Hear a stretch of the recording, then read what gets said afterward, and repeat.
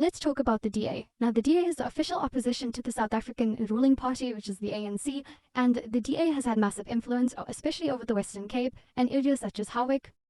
But the DA does not act in isolation and will not be acting in isolation when it comes to the 2024 elections and what will happen post-elections. The DA has formed what they call the Multi-Party Charter, or the Moonshot Pact, and this essentially says that all of these parties, such as Action SA, Rise Mzansi, IFP, will be a part of a plan to basically unseat the ANC, and then by unseating the ANC, they're going to have a DA-led coalition. So if you're voting Rise Mzansi or Action SA, you are voting DA.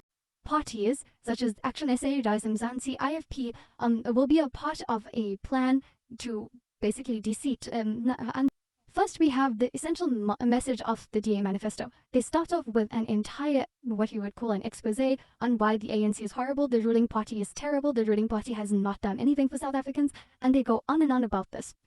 And they then speak about how the ANC is incompetent and the EFF is violent.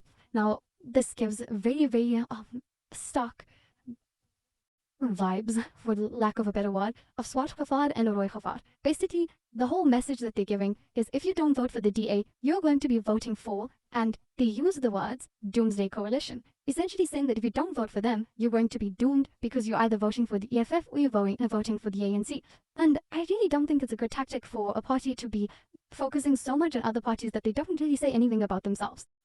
But anyway, the whole manifesto is pretty financially driven. They speak a lot about the fiscal budget, they speak a lot about spending, they speak about privatization, they speak about businesses, and they do speak about giving jobs to the people, but with that, you can see that there's a lot of focus on the private sector and on the business sector, which I understand is essential for the growth of the South African economy, but sometimes one has to ask that in a country as unequal as South Africa, if you're focusing on the upper class and the upper middle class, where the business sector is, and trying to pacify them in terms of business growth and not redistributing the wealth, what are you really doing for the lower class? And we have seen already from what the DA has done in Cape Town and the Western Cape that they've focused on the 30% of land that is within the city and neglected the 70% of land in the townships, and that land and those people have been disadvantaged more than what they were prior to the DA taking power in Cape Town.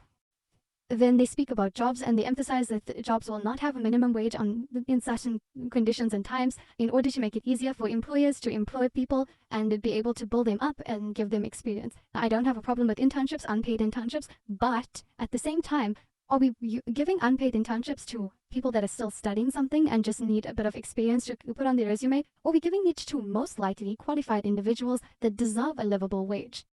Then they speak about the Youth Employment Opportunity Certificate, and this is really meant to combat unfair labor practices and job instability, but really it can create a lot more unfairness in the labor force, because it's going to be giving businesses opportunity to exploit their workers without a minimum wage, and so on and so forth. Then they speak about education and how they want to emphasize education, and the reason why South Africa is so behind is because we do not have enough educated people and we do not have enough the younger pupils able to read for meaning. However, again, to discuss with this in terms of what the DA has done so far, the DA has fired so many teachers in the Western Cape. There's an epidemic of teachers being fired in the Western Cape, and none of this has really been addressed by the DA as to why this is happening, but teachers have spoken out and they are missing there are gaps in the curriculum, gaps in the classroom. The classrooms are empty.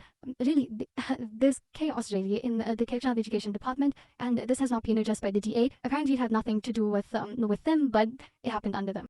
And then also this was stated by the DA in an interview where they said that funds that were allocated for education were redirected towards healthcare and security, both of which have not improved in Cape Town. So really, where was it redirected to and why was it redirected? Because they have said that there's a failure in the education system. So if you see that there's a failure in the education system, why would you redirect it and claim that there's no failure in it? Another thing is that under the DA, the matric pass rate in Cape Town has dropped, as well as this level of the quality of work that is being produced in Cape Town. Now, I'm not saying that this is because of the DA, but if the DA's focus is education, why has this not improved? Then they speak about cater deployment and how this is something that they want to eradicate, and the ANC has failed because of employing party loyalists. Again, I agree with this, but the DA, in its typical hypocritical style, why are you denouncing this when it happened under Musi Maimane, it happened under Helen Zille, and then when you were asked about it, you claimed that it was only under Musi Maimane, but then proof shows otherwise, and then you just gutted around the question. So it has happened under the DA also, and the DA has only recently shifted from this. So while we all agree on this, penning the blame as severely that they do in their manifesto, where they emphasize that ANC has failed and they have failed and they have failed, really, the whole manifesto really just seems like a diss track against the ANC and a little against the EFF. Why would you do that if you also have been through that? You can say that we have found that the KD deployment doesn't work. We believe that it's a flawed system. We believe that the ANC should not be implementing it. But don't focus most of your manifesto on why the other party is wrong. Focus on why you should be in power. Then they speak about wanting a competitive energy sector. By competitive energy sector, they speak about creating more competition for it within other than just ESCOM, meaning that essentially private businesses would be able to sell electricity, and this would make it better for service delivery, which is true, but also it would lead to a monopoly, and also the profiting from the supply of electricity in a country where the supply of electricity is an essential need and is not something that should be profited off, especially to the degree that it would if the private sector is being involved. Then it says they speak about prosumers basically being pro-producers and consumers. Then they speak about the farm attacks and farm murders. They refer to it as happening in quote-unquote rural communities, which I don't really like this because farm attacks are a problem. But when they speak about rural communities, that generally, in the South African context, does not refer to the built-up farming areas that white people are living in. And also, again, the emphasis of farm attacks in the manifesto doesn't sit right with me because unaliving in South Africa is a massive problem regardless of where you are.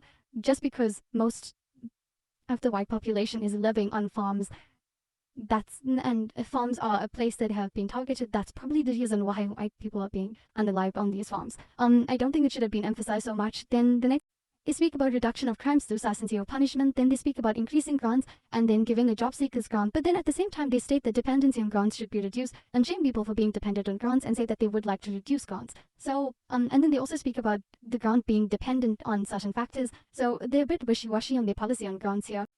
Then they speak about abolishing BEE, and this is something that I find extremely problematic. The reason for this is because BEE, they say, has not been beneficial to the South African public, and the reason they say that it hasn't been is because they want to, and what they want to do is that they want to erase the policy of using race as a factor and rather use socioeconomic standards. And they say that they want to erase race as being the only determining factor, but race has never been the only determining factor. And honestly, seeing the inequality of the past, why would it be a bad thing to level the playing field? And then they say that BEE has only benefited the politically elite, but really it hasn't because socioeconomic standards have been taken into account. And if you're from a higher socioeconomic standard, I can say this from experience, you're not getting the benefits of BEE. Then they speak about student loans, and the interest rates on this would essentially mean that student loans, as opposed to fee-free education, would make education something that is costly and something that is a profit-based industry. They want to make healthcare still profitable. So it's entirely up to you. They're also pro-Zionist.